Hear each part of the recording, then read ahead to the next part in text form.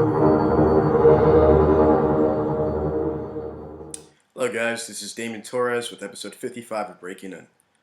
It's been a while since I've recorded a video for here. It's not for nothing. Uh, I've been busy with a lot of things I'm working on, but also, as we all know, we're drawing to a close in 2015, and holiday season is already here, and my family's big on Thanksgiving and Christmas and whatnot, so I've been involved with that as well as the work I'm doing. But aside from the work, I've got to spend a bit of time just doing things I feel like doing. Um, in terms of like going to the movies and whatnot. I finally got a chance to play Metal Gear Solid 5, which is a game I've been wanting since way back in September. Uh, and It's a great game. And it's an important game to me because it's one of my favorite series of all time. But it's also a big inspiration in terms of the artwork. Yoji Shinkawa has always been a big inspiration on me, and his work. If you're a fan of the series, you guys are familiar with it. His art direction is very present throughout the entire game. So it's a really really gorgeous game, and it's a lot of fun. But playing it, I'm just paying attention to everything. See what I could learn from the backgrounds and the characterization and stuff like that, and apply it to my own work. Um, I also saw a couple movies within the last 2 weeks. I saw Spectre and I saw Creed. And Creed, if you haven't seen it yet, I highly recommend it. It's one of my favorite movies of the year. Um, and something I noticed, something these three things that I mentioned have in common: Metal Gear, Spectre, and Creed. Um, the past couple of years have been really big in terms of media on tracking shots. The opening of Gravity is a tracking shot. Every cutscene in Metal Gear Solid is almost every cutscene is like a tracking shot. Um, you had Birdman earlier in the year. The entire movie was done that way. That one episode in season one of True Detective, the first fight in Creed, it's great. It's just a one big tracking shot from round to round, and you really get to see the impact of the fight. And the very opening of Spectre is a tracking shot also. Um, so it's I kind of worry that it's becoming a gimmick, but as long as they're well done, I'm loving it. And as an artist, I pay attention to these things to see if I can apply these kind of shots or camera angles to my own work. So like if that's something you guys aren't doing already, I suggest you do so. Like check out these movies and enjoy the film, of course, but try to pay attention to like the way they go about the camera angles and the way they'll pull back, the close-ups and whatnot. But these tracking shots are some really really cool things to see, especially when they're really well done. Just some quick updates on what I've been up to. Uh, the last time I recorded a video, I think I mentioned doing this pinup for this Kickstarter, seamstress. I did two pinups, but unfortunately the Kickstarter wasn't funded. So it sucks, but those are the breaks sometimes. Um, I'm not sure what the writer is up to next, but I'm sure the piece will find its way published in there or presented somehow, one way or another.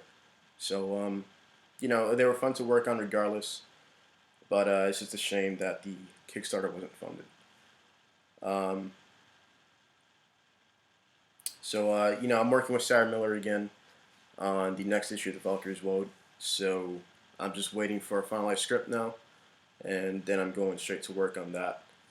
I also did the packaging art for this tattoo line of ink that Sarah has coming out. So that was cool. It was pretty fun. She's gonna be coloring it next. So when that's all done, and I guess when it's officially in production, then I'll be able to share that.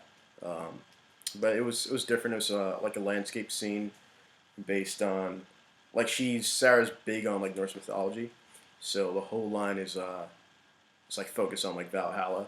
So I just did a shot like this warrior walking into like traveling across the land, and you see a shot of Valhalla in the back. Um, so yeah, it was pretty. Working on some more sample pages. I'm actually gonna go right to the Spider's Web after this, so I can work on some thumbnails for some stuff I'm doing. And I got another sketch cards that I'm working on. And I think I mentioned it before, but this is probably gonna be my last one. Um, the cool thing about this one is I have until February 19th to get it done. So I have some breathing room there. It's not like most of them where I've had like only a month to get them done. So, but this one's pretty cool. I chose to do this set for a reason. When I can talk about it, the reason will become clear. And yeah, so for more or less, it's just been the same old for me. Playing the waiting game with publishers and going back and forth with different people. So that's about it in terms of work. Um, if you guys have been paying attention to the comic book scene, you guys might have picked this up here, uh, Dark Knight 3. If you haven't picked it up yet, what's wrong with you? It's sold out like everywhere. I know the Spider's Web sold out every copy. And I was just reading this morning that it topped the sales from November. So it's a really good issue. I'm excited. I'm a huge Batman fan. Dark Knight Returns. It's a legacy book, and and of course Andy Kubert's working on it. So I'm really happy it's selling extremely well, and I hope the rest of the series does just as well.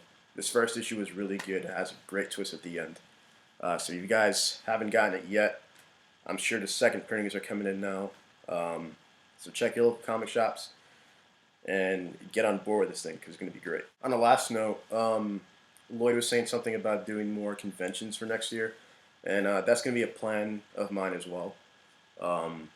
In fact, working again with Sarah, she had just registered us for C2E2, so hopefully we get accepted, and that'll be exciting. I've never been to Chicago before, and C2E2 is one of the biggest conventions, so I hope that works out. But I've been looking into some of the smaller conventions too, planning out what I'll do next year, and we'll see how it goes. Conventions are very important. It's great for networking, and the more people you meet, the better. Especially when they start to recommend you and refer you to other places, and you're just getting your name through the networks and the people who are involved in the business. So that about wraps it up. I think I've covered everything I need to discuss. So thank you guys for tuning in. As I mentioned earlier, this is episode 55. So slowly but surely, we're working our way to episode 100, which we're getting there pretty quick. So thank you guys for the support, as always, and just want to give a quick shout out to BreakIN brothers. I miss you guys. Hopefully we get to see each other again sooner than later. But guys, keep doing your thing. We're all in this together. So until next time, tune in next week for Aries and Dropper, and have a good night.